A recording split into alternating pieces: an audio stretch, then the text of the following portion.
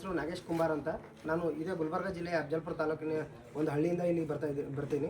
ಈ ಪ್ರತಿ ವರ್ಷ ಏನು ಮಾಡ್ತಿರಪ್ಪ ಅಂತಂದ್ರೆ KKRDBದಿಂದ ಅಪ್ಲಿಕೇಶನ್ ಕರೆದು ಯಾರು ಅಪ್ಲಿಕೇಶನ್ ಕರೆದು ಎಕ್ಸಾಮ್ ನಡೆಸಿ ಯಾರು ಎಕ್ಸಾಮಲ್ಲಿ ಸೆಲೆಕ್ಷನ್ ಆಗಿರ್ತಾರೋ ಅವ್ರಿಗೆ ಏನು ಮಾಡ್ತಿರಪ್ಪ ಅಂತಂದ್ರೆ ಬೆಂಗಳೂರು, ಹೈದರಾಬಾದು, ಧಾರವಾಡ ಅಂತಲ್ಲಿ ಕೋಚಿಂಗ್ ಕಳಿಸ್ತಾ ಇದ್ರು. ಈ ಸಲ ನಾವೇನು ಮಾಡಿದ್ರಪ್ಪ, ಈ ಸಲ ನೋಟಿಫಿಕೇಶನ್ ಬಿಡೋಣ, ಹಾಗೆ ಕಳಿಸ್ತಾರೆ, ನಮಗೂ ಒಂದು ಒಳ್ಳೆ ಕೋಚಿಂಗ್ ತೊಗೋಬೋದು ಅಂತಕ್ಕಂಥ ಮನೋಭಾವ ಇಟ್ಕೊಂಡು ಏನು ಮಾಡಿದೀವಪ್ಪ ಅಂತಂದ್ರೆ ಅಪ್ಲಿಕೇಶನ್ ಹಾಕಿ ಸೆಲೆಕ್ಷನ್ ಆಗಿದ್ವಿ. ಈ ಸದ್ದ ಅವ್ರೇನು ಮಾಡ್ತಾರಪ್ಪ ಅಂತಂದ್ರೆ ಅಲ್ಲಿ ನಮ್ಮ ಕಲ್ಯಾಣ ಕರ್ನಾಟಕದ ವಿದ್ಯಾರ್ಥಿಗಳು ಅಷ್ಟು ದೂರ ಹೋಗಿ ಕಲ್ತ್ರೆ ಅವರಿಗೆ ತೊಂದರೆ ಆಗುತ್ತಾ ಅಂಥೇಳಿ ಇಲ್ಲೇ ತೆಗಿಬೇಕಂತೇಳಿ ಒಂದು ಬಿಲ್ಡಿಂಗ್ ಕಟ್ಟಿದ್ದಾರೆ. ಈ ಬಿಲ್ಡಿಂಗನ್ನು 30 ಕೋಟಿ ವೆಚ್ಚದಲ್ಲಿ ಬಿಲ್ಡಿಂಗ್ ಕಟ್ಟಿದ್ದಾರೆ.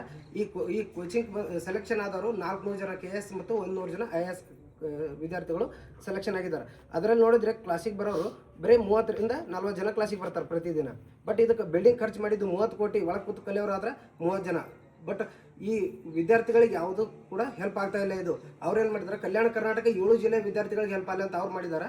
ಬಟ್ ಇಲ್ಲಿ ಬರೋರು ಇದು ಮೇನ್ ಏನಪ್ಪ ಅಂತಂದ್ರೆ ಗುಲ್ಬರ್ಗ ಜಿಲ್ಲೆ ಅಂತ ಒಂದು 20 ಜನ ಬರ್ತಾರೆ, ಒಂದು 7-8 ಜನ ಉಳಿದ ಜಿಲ್ಲೆಯಿಂದ ಬರ್ತಾ ಇದ್ದಾರೆ. ಬಟ್ ಆ ವಿದ್ಯಾರ್ಥಿಗಳು ಕೇಳಿದ್ರೆ ಏನು ಹೇಳ್ತಾರಪ್ಪ ಅಂತಂದ್ರೆ ನಿಮ್ಮ ಜಿಲ್ಲೆದಾಗ ನೀವೇ ಯೂಸ್ ಮಾಡ್ಕೊರಿ ಅಂತೇಳಿ ಸರ್ಗೂ ಅಂತಿದ್ದಾರೆ. ಬಟ್ ನಮ್ಮ ಇಲ್ಲಿ ಕಲಿಯೋ ವಿದ್ಯಾರ್ಥಿಗಳಿಗೂ ಅಂತಿದ್ದಾರೆ. ಬಟ್ ಹೀಗಾಗಿ ನಮ್ಮ ಪೂರಾ ಕಲ್ಯಾಣ ಕರ್ನಾಟಕಕ್ಕೂ ಇದು ಏನಾಗ್ತಾ ಇಲ್ಲಪ್ಪ ಅಂತಂದ್ರೆ ಯೂಸ್ ಆಗ್ತಾ ಇಲ್ಲ. ಸೊ ಇದಕ್ಕಾಗಿ ನೀವೇನು ಮಾಡಬೇಕಪ್ಪ ಅಂತಂದ್ರೆ ಪ್ರತಿಯೊಬ್ಬ ರಾಜಕಾರಣಿಗಳು ಏನು ಮಾಡ್ತಾರಪ್ಪ ಅಂತಂದ್ರೆ ನಮ್ಮ ಹೆಸರು ಹೇಳ್ಕೊಳ್ಳೋ ಸಲಕ್ಕೆ ಪೇಪರ್ದಲ್ಲಿ ಹಾಕ್ಕೊಳ್ಳೋ ಸಲಕ್ಕೆ ಏನು ಮಾಡ್ತಾರಪ್ಪ ಅಂತಂದ್ರೆ ನಮ್ಮ ಭಾಗದಲ್ಲಿ ತೆಗ್ದೀವಿ, ಇಂಡಿಯಾದಲ್ಲೇ ಮೊದಲ ಬಾರಿಗೆ ತೆಗ್ದೀವಿ ಅಂತೇಳಿ ಪೇಪರ್ದಾಗ ಹೇಳ್ಕೊತಿದ್ದಾರೆ ಈಗಿನ ರಾಜಕಾರಣಿಗಳು. ಬಟ್ ಒಂದು ಸವಲತ್ತು ಇಲ್ಲಿ ಕೊಡ್ತಾ ಇಲ್ಲ. 1 ಮಂತ್ ಆಯಿತು ಸ್ಟಾರ್ಟ್ ಆಗಿ, ಕೋಚಿಂಗ್ ಸ್ಟಾರ್ಟ್ ಆಗಿ, ಒಬ್ಬನೇ ಯಾರಾದರೂ ಒಬ್ಬರು ರಾಜಕಾರಣಿಗಳು ಇಲ್ಲಿ ಬಂದು ಭೇಟಿ ಕೊಟ್ಟಿಲ್ಲ.